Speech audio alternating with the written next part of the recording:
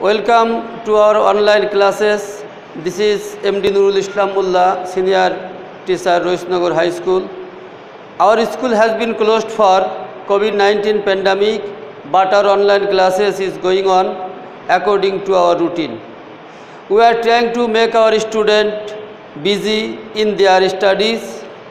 The school may be closed for some reasons, but thinking the reality and the benefit for the students, we are continuing our online classes.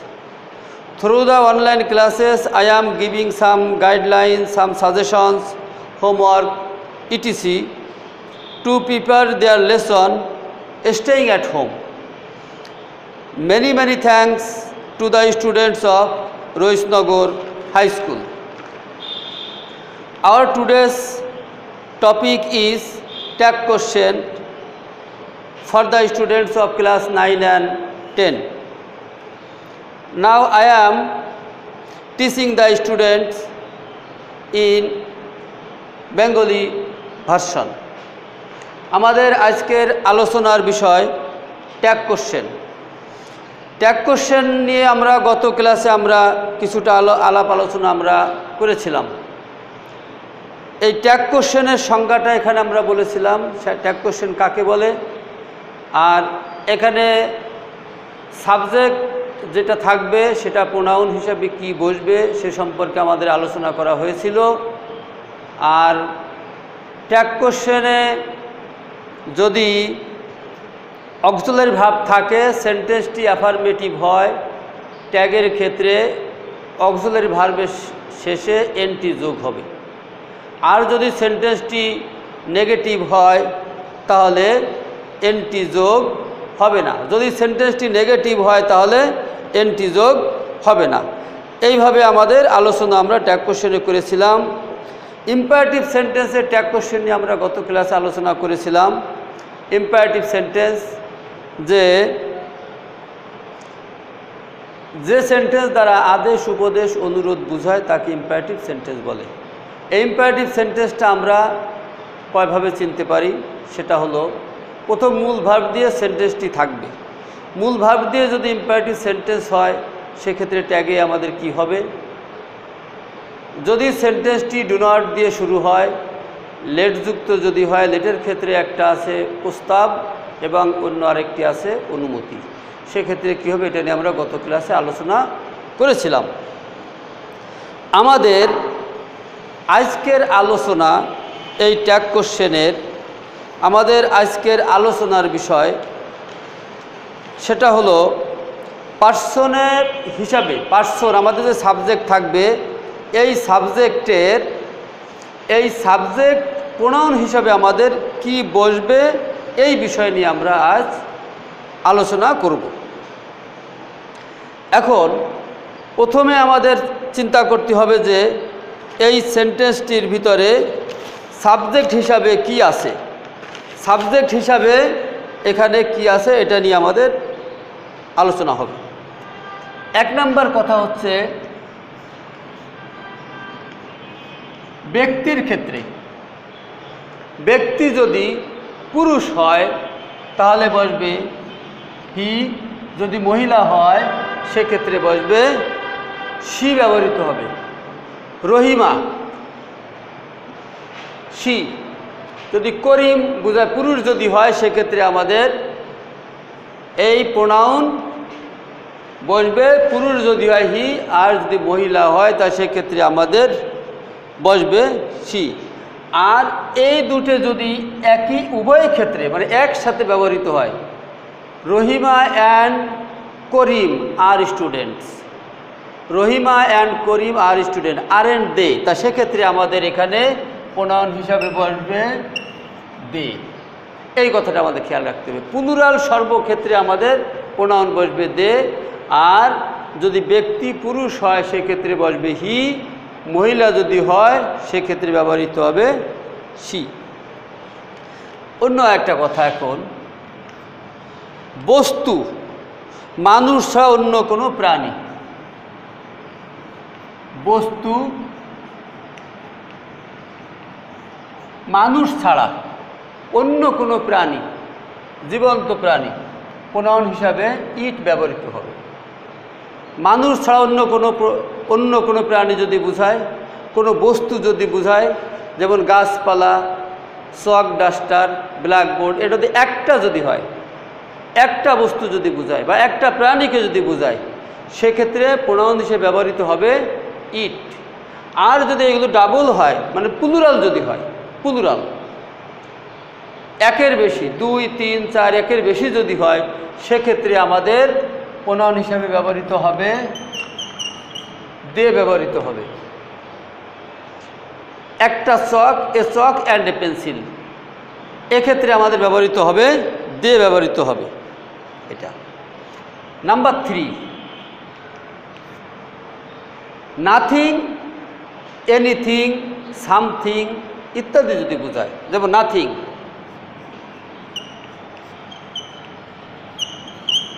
Anything, anything যদি বোঝায়, pronoun ব্যবহৃত হবে it.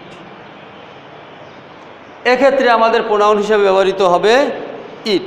Nothing can satisfy the baby, একটা example যদি আমরা এখানে দেই, nothing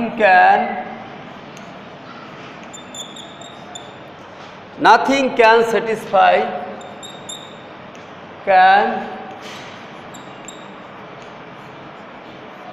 nothing can satisfy the baby. সেক্ষেত্রে আমাদের এই নাথিং এর পরিবর্তে প্রোনাউন ব্যবহৃত হবে দে। আচ্ছা, আমাদের পূর্বে একটা কথা আমরা বলেছিলাম, সেটা হলো যদি সেন্টেন্সটি মানে স্টেটমেন্ট যদি অ্যাফার্মেটিভ হয়, ট্যাগ হবে নেগেটিভ, সেটা অর্থ অনুযায়ী হোক আর নট যুক্ত হোক। যদি সেন্টেন্সটি যদি নেগেটিভ হয়, ট্যাগ হবে অ্যাফার্মেটিভ। তাহলে এই সেন্টেন্সটা কিন্তু negative, nothing can satisfy, negative. তাহলে এখানে আমাদের ট্যাগ হবে অ্যাফার্মেটিভ। তাহলে এখানে অক্সিলারি ভার্ব আছে ক্যান, এনটি আমাদের এখানে এনটি বসবে না। তাহলে আমরা এখানে কি লিখব, ক্যান ইট। এই সেন্টেন্সটা আমাদের ট্যাগ হয়ে গেল। এভাবে আমাদের সেন্টেন্সের মধ্যে যদি নাথিং, এনিথিং, সামথিং, এভরিথিং ইত্যাদি যদি থাকে, তাহলে প্রোনাউন হিসাবে ব্যবহৃত হবে ইট। এরপরে আমরা আর একটা আর্টে যাই, nobody, anybody, somebody, nobody, anybody, somebody, everybody ইত্যাদি যদি থাকে, nobody, anybody, somebody. Number 4,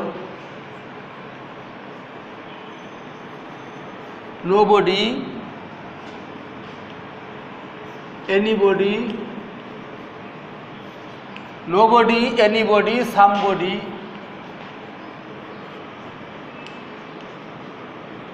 nobody, anybody, somebody, everybody, everybody ইত্যাদি এরকম যদি থাকে, সেক্ষেত্রে আমাদের প্রোনাউন হিসাবে ব্যবহৃত হবে দে। প্রোনাউন হিসাবে ব্যবহৃত হবে আমাদের দে ব্যবহৃত হবে। এভরিবডি লাইকস হিম, যদি আমরা একটা এক্সাম্পল দেই, এক্ষেত্রে এভরিবডি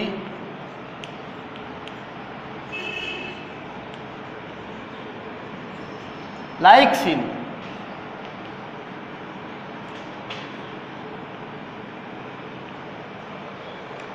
তাহলে এই সেন্টেন্সটি আমাদের কিভাবে ট্যাগ করতে হবে।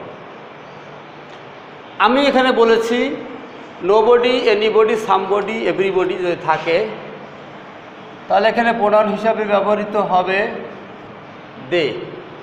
এখন আমরা দেখব এই সেন্টেন্সটি অ্যাফার্মেটিভ নাকি নেগেটিভ। যদি সেন্টেন্সটি অ্যাফার্মেটিভ হয়, এখানে এনটি বসবে। যদি সেন্টেন্সটি নেগেটিভ হয়, এনটি বসবে না। এখন এনটি বসবে কার সাথে? যদি সেন্টেন্সটি অ্যাফার্মেটিভ হয়, অক্সিলারি ভার্বের সাথে। যদি অক্সিলারি ভার্ব না থাকে তাহলে তিনটে কথা আমি বলেছিলাম যে ডোন্ট, ডাজন্ট বা ডিডন্ট ব্যবহৃত হবে। তাহলে এখন অক্সিলারি ভার্ব আমাদের সেন্টেন্সের মধ্যে না, আমাদের আছে মূল ভার্ব। তা মূল ভার্ব যদি থাকে সেক্ষেত্রে ব্যবহৃত হবে ডোন্ট, ডাজন্ট বা ডিডন্ট। এই ডোন্ট, ডাজন্ট, ডিডন্ট ব্যবহৃত হবে প্রোনাউন অনুযায়ী, সাবজেক্ট অনুযায়ী ব্যবহৃত হবে। এখন এই এভরিবডি এটার প্রোনাউন হলো আমাদের এখানে বসবে দে, দে লেখলাম। এখন আমাদের ডোন্ট হবে না ডাজন্ট হবে, যেহেতু প্লুরাল তাহলে একবার লিখব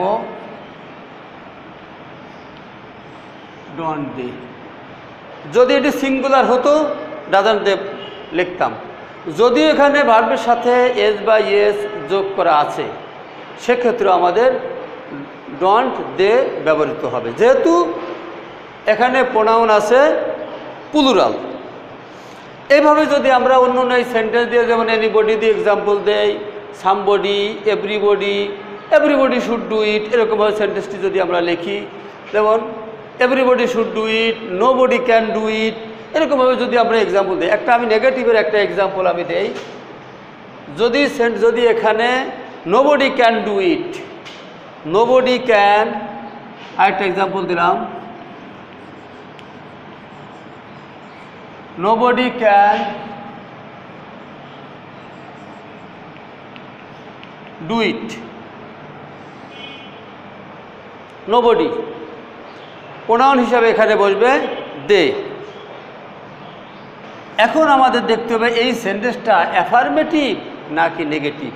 নোবডি এই সেন্টেন্সটি আমাদের নেগেটিভ, তার মানে এখানে এনটি যোগ হবে না। এই সেন্টেন্সটি হবে ক্যান দে।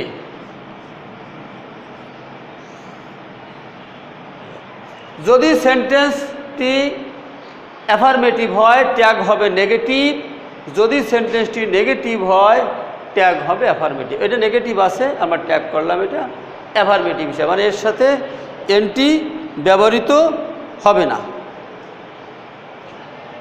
আচ্ছা, নাম্বার 5, 5 নম্বরে আমাদের কিছু বিষয় আমাদের জানতে হবে, সেটা হলো moon, the moon, the earth, the earth, country বা মাদারল্যান্ড,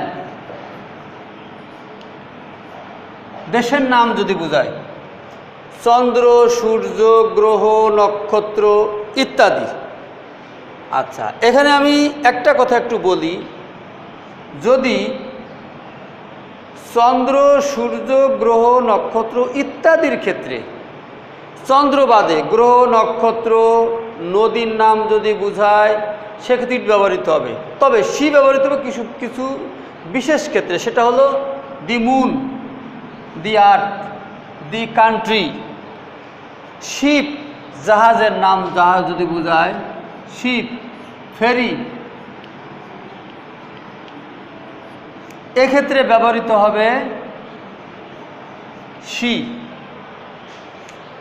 যদি নদীর নাম বোঝায়, যেমন পদ্মা, অন্য নদীর নাম যদি বোঝায় সেক্ষেত্রে ইট, কিন্তু পদ্মা নদীর ক্ষেত্রে ব্যবহৃত হবে C.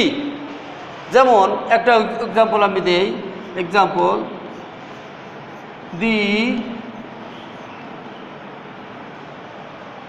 Padma is a big river.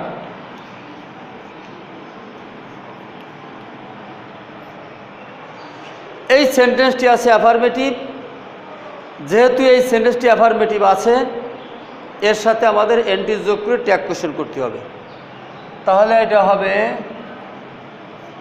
Isn't, Padma নদীর ক্ষেত্রে সি, ইজন্ট সি। যদি যমুনা নদী বা অন্য নদী হয় সেক্ষেত্রে আমাদের ব্যবহৃত হবে ইট, নদীর নামে এই ক্ষেত্রে ব্যবহৃত হবে। ছোট শিশু, ইতর প্রাণী, জড় পদার্থ ইত্যাদি সাবজেক্টের ক্ষেত্রে আমাদের ব্যবহৃত হবে ইট, যদি একজন বোঝায়। আর এক্ষেত্রে যদি একাধিক যদি বোঝায়, ছোট শিশু, ইতর প্রাণী বা জড় পদার্থ, যদি একাধিক বোঝায় যদি, সেক্ষেত্রে আমাদের ব্যবহৃত হবে দে ব্যবহৃত হবে। যেমন দি বেবি ইজ স্মাইলিং, একটা এক্সাম্পল দেই আমি। দি baby is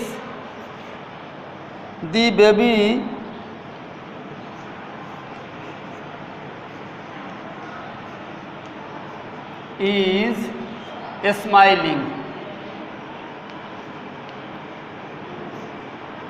the baby is smiling, এক্ষেত্রে আমাদের হবে ছোট শিশু, প্রোনাউন হিসেবে ব্যবহৃত হবে ইট।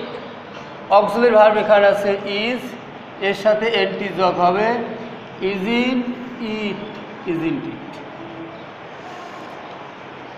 ছোট শিশু, ইতর প্রাণী, জড় পদার্থ যদি একটি বোঝায় সেক্ষেত্রে ব্যবহৃত হবে ইট, আর যদি একের বেশি বোঝায় সেক্ষেত্রে প্রোনাউন ব্যবহৃত হবে দে। কমন নাউনের ক্ষেত্রে, কমন নাউন দ্বারা যদি কোনো গোত্র বা জাতি, একটা শ্রেণীকে বোঝানো হয়েছে, সেক্ষেত্রে প্রোনাউন হিসেবে ব্যবহৃত হবে দে।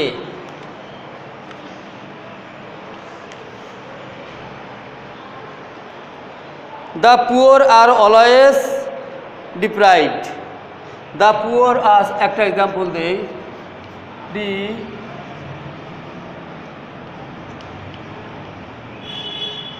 পুয়ার আর অলওয়েজ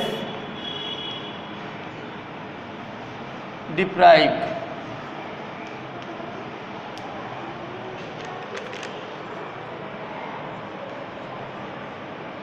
এক্ষেত্রে আমাদের বলবে দি পুয়ার, কমন নাউন, এখানে প্রোনাউন হিসাবে ব্যবহৃত হবে দে। তাহলে এখানে কী হবে, এই সেন্টেন্সের ভিতরে অক্সিলারি ভার্ব আছে আর, aren't, they.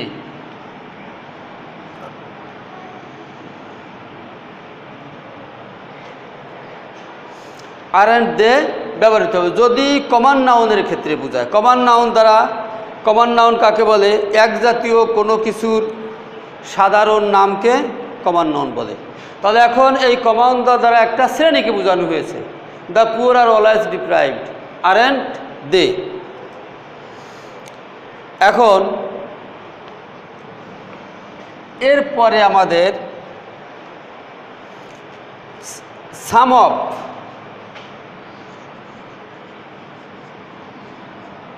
Some of, none of, none of, most of,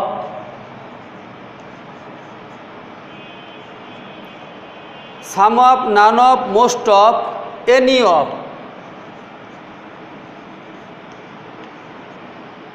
ইত্যাদির ক্ষেত্রে আমাদের প্রোনাউন ব্যবহৃত হবে দে।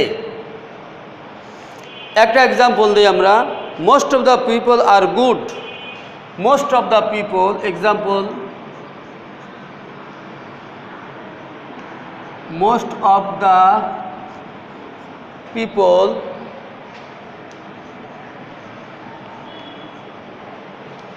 আর গুড। তাহলে সেন্টেন্সের ভিতরে অক্সিলারি ভার্ব আছে আর, আরন্ট, দে। কেন দে বসলো, মোস্ট অফ সেন্টেন্সের মধ্যে some of, none of, most of, none of যদি বসে তাহলে এনটি বসবে না, যেহেতু এই সেন্টেন্সটা তখন নেগেটিভ হয়ে যাবে। যদি সেন্টেন্স নেগেটিভ হয় সেন্টেন্সটি এনটি বসবে না, ওটা অ্যাফার্মেটিভ হয়ে যাবে। আর তাহলে some of, none of, most of, any of যদি থাকে তাহলে এই সেন্টেন্সের এই সাবজেক্টের প্রোনাউন হিসেবে ব্যবহৃত হবে দে ব্যবহৃত হবে। আমাদের একটা কথা খেয়াল করতে হবে, যদি সেন্টেন্সটি নেগেটিভ হয় সেটা অর্থ অনুযায়ী হোক অথবা নট যুক্ত হোক, এই সেন্টেন্সটির সাথে, সেন্টেন্সটি অক্সিলারি ভার্বের সাথে এনটি যুক্ত হবে না। আমাদের এই ট্যাগ কোশ্চেন করতে হলে সর্বদা খেয়াল করতে হবে যে এই সেন্টেন্সটা কি অ্যাফার্মেটিভ ফর্মে আছে নাকি নেগেটিভ আছে, এই জিনিসটা আমাদের প্রথমে বুঝতে হবে। ট্যাগ কোশ্চেন করতে হলে প্রথমে খেয়াল করতে হবে সেন্টেন্সটি কোন ফর্মে আছে। অ্যাফার্মেটিভ ফর্মে যদি থাকে তাহলে এটাকে ট্যাগ করতে হবে নেগেটিভ, যদি নেগেটিভ ফর্মে থাকে তাহলে ট্যাগ করতে হবে অ্যাফার্মেটিভ। আরেকটা কথা খেয়াল করতে হবে, সেটা হলো এই সেন্টেন্সের ভিতরে অক্সিলারি ভার্ব আছে কিনা। যদি সেন্টেন্সের মধ্যে অক্সিলারি ভার্ব থাকে, সেন্টেন্সটি অ্যাফার্মেটিভ হলে ট্যাগ নেগেটিভ হবে, এর অর্থ অক্সিলারি ভার্বের সাথে এনটি যোগ হবে। আর যদি অক্সিলারি ভার্ব সেন্টেন্সের মধ্যে না থাকে, অক্সিলারি ভার্ব যদি সেন্টেন্সের মধ্যে না থাকে, সেক্ষেত্রে আমাদের কি করতে হবে, তিনটে ক্ষেত্রে প্রেজেন্ট ইনডিফিনিট টেন্স আর পাস্ট ইনডিফিনিট টেন্সের ক্ষেত্রে অক্সিলারি ভার্ব থাকে না। এখন প্রেজেন্ট ইনডিফিনিট টেন্সের ভার্বের সাথে যদি সাবজেক্ট থার্ড পারসন সিঙ্গুলার হয়, সেক্ষেত্রে ভার্বের সাথে এস বাই এস যোগ করতে হবে। আর যদি প্লুরাল হয়, সাবজেক্ট যদি প্লুরাল হয় অথবা থার্ড পারসন সিঙ্গুলার ছাড়া যদি আমাদের অন্য কোনো পার্সন থাকে, সেক্ষেত্রে আমাদের থার্ড পারসন সিঙ্গুলার ছাড়া অন্য কোনো পার্সন যদি থাকে, সেক্ষেত্রে আমাদের ভার্বের শেষে এস বাই এস যুক্ত হবে না। তাহলে যদি অক্সিলারি ভার্ব না থাকে, সেক্ষেত্রে আমাদের এই সেন্টেন্সটি হবে, যদি সেন্টেন্সটি বা স্টেটমেন্ট অ্যাফার্মেটিভ হয়, ডন্ট, ডাজন্ট বা ডিডন্ট। আর এই সেন্টেন্সটি যদি নেগেটিভ হয়, তাহলে সেক্ষেত্রে আমাদের হবে ডু, ডাজ অথবা ডিড। ডু, ডাজ অথবা ডিড, এইভাবে সেন্টেন্সটি আমাদের করতে হবে। তাহলে আমাদের আজকের আলোচনার বিষয় ছিল ট্যাগ কোশ্চেন, নবম এবং দশম শ্রেণীর শিক্ষার্থীদের জন্য ট্যাগ কোশ্চেন নিয়ে আলোচনা। তা ট্যাগ কোশ্চেন করার আগে বারবার খেয়াল করতে হবে এই সেন্টেন্সটি অ্যাফার্মেটিভ ফর্মে আছে নাকি নেগেটিভ ফর্মে আছে, এই সেন্টেন্সের ভিতরে অক্সিলারি ভার্ব আছে নাকি অক্সিলারি ভার্ব নাই। যদি অক্সিলারি ভার্ব না থাকে তাহলে মূল ভার্ব থাকবে।